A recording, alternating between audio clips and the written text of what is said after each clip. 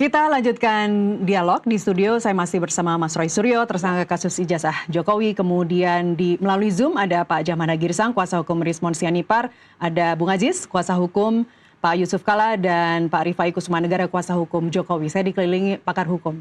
Kita lanjut, sebelum saya ke Pak Jahmada untuk mengupdate kondisi terakhir Bang Rismon, saya ingin melanjutkan dulu sebelum kita break tadi, Pak Rifai, analogi yang Anda sampaikan terkait apa kaitannya dengan LP di Kuhap baru. Ya, saya mau hanya menjelaskan terkait apa sih delik aduan delik umum. Jadi kayak pencurian dalam keluarga, ada pencurian ya, misalnya mobil hilang, dilaporkan polisi, ditangkap pelakunya si Joko. Ternyata misalnya ya, selain Joko ini ada anaknya Joko. Si ibu ini terlibat dalam penjualan karena mereka sama-sama mau menggunakan narkoba. Nah, dalam konteks seperti ini, maka boleh kan pencurian dalam keluarga ini dicabut. Tapi si teman anaknya ini gak ada hubungan keluarga, dia lanjut. Itulah bedanya kenapa delik aduan sama delik umum. Nah, kaitannya dengan LP? Dalam LP seperti ini, nah kami juga ini kan delik aduan. Ya.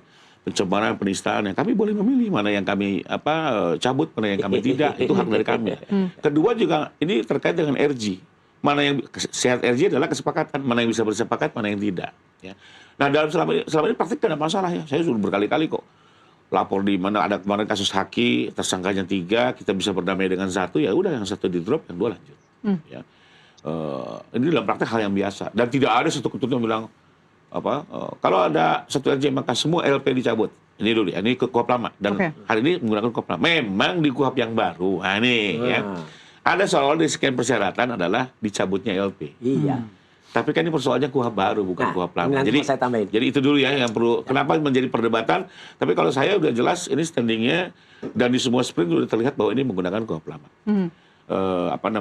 Jadi penyelesaian perkara ini sebenarnya tidak ada persoalan terkait RG ini. Dan ini kan sekarang ini semua RG kan sudah diselimpahkan juga, dilaporkan juga kepada pihak jaksa karena dari awal kan SPDP kan sekian tersangka ya, sehingga itu 12. Juga yang nanti akan dikaji oleh pihak kejaksaan.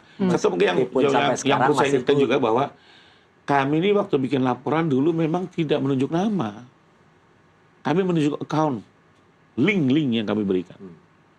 Tapi ke bawah pemilik akun itu? Nah bukan, bahwa dari link-link ini tidak menyebut nama, bahwa dari link-link ini baru kemudian ingat kan waktu itu ditanya muncul penyidik mendalami lalu muncul jadi 12 terlapor. Gitu ya. Dari 12 terlapor ternyata pas didalami berubah jadi tersangka 8. Kembali lagi ini proses yang kita biarkan. Kenapa? Karena kami tahu dalam konteks di sosial media ini sangat mungkin ada AI, ada deepfake dan segala macamnya gitu ya. Jadi memang kami agak hati-hati. Sekalipun betul di dalam uraian ya, di dalam uraian kami ini di dalam uraian peristiwa bahwa dari 31 objek ya, ada beberapa tayangan yang diduga dilakukan oleh A, B, C. Kenapa? Objek ini sumbernya beda-beda ya? Ya, betul. Karena kami juga nggak semua kenal kan. Ya. Siapa-siapa itu orang. Itu yang lucu di terutama Pak Jokowi ya. Ya. Dia kan nggak kenal orang-orang semua yang dalam TPU. Jadi kembali lagi untuk kehati-hatian kami lakukan seperti itu. Makanya waktu itu sempat diserang oleh teman-teman. Kenapa kok nggak ada namanya gitu ya. Inilah. Jadi kalau kembali ke pertanyaan saya pertama tadi, Pak Rifai, menurut Anda dengan kepakaran Anda dalam membaca undang-undang, dalam membaca.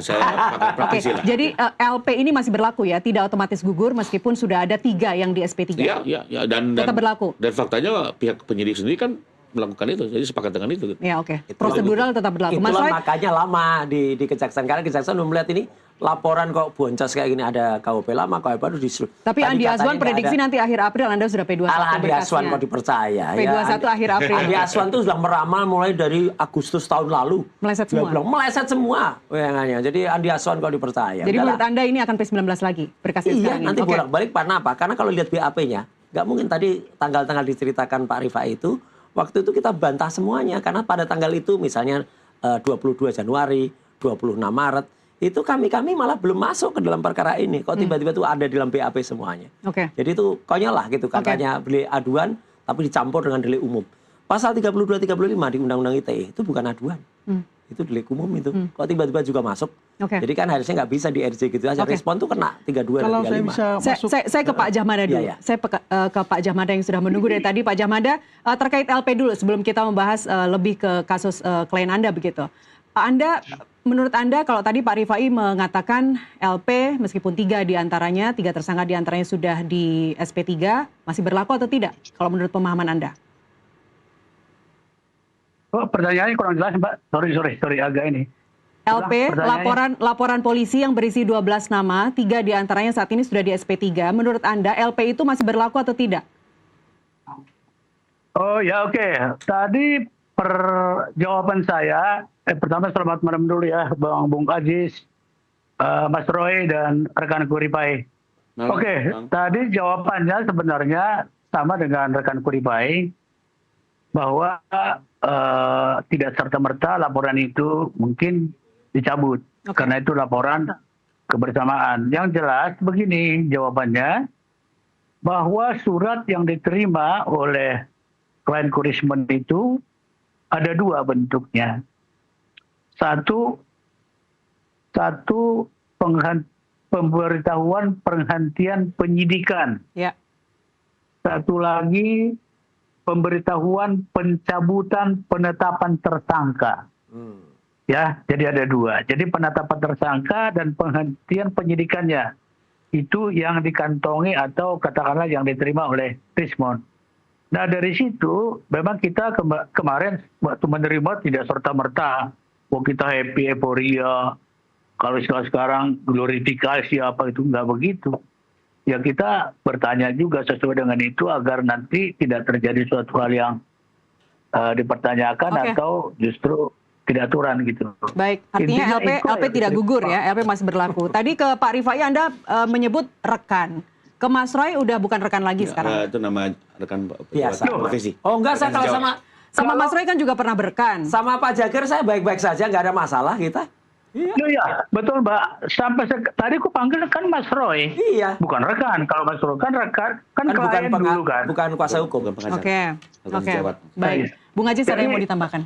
Enggak, tadi saya mau tambahkan aja yang dijelaskan sama Mas Roy tadi, bahwa kalau dalam KUHP baru itu P19 itu harusnya sekali aja.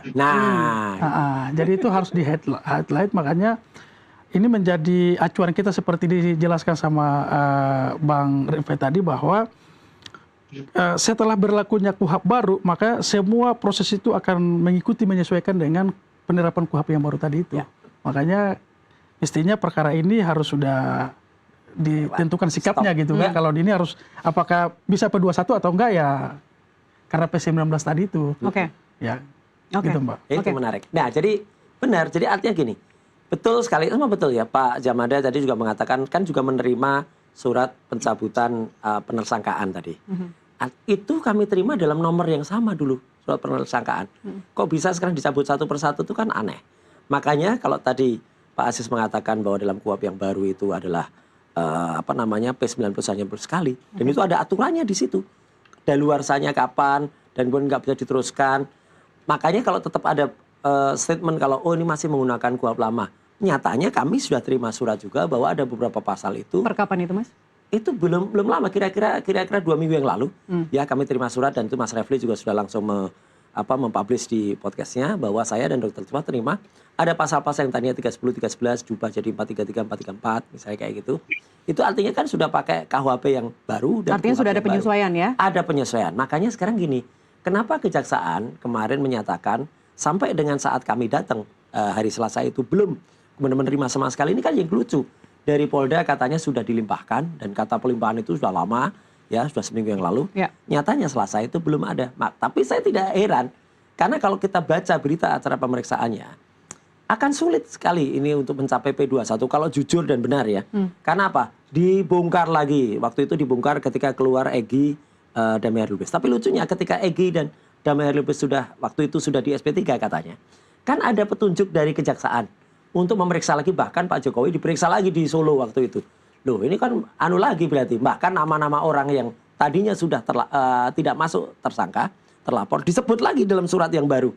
Jadi kan artinya ini kok malah diputar-putar lagi. Makanya demi kebersamaan, Refli kemarin juga, Mas Refli kan juga mengatakan kan, kuasa hukum yang kami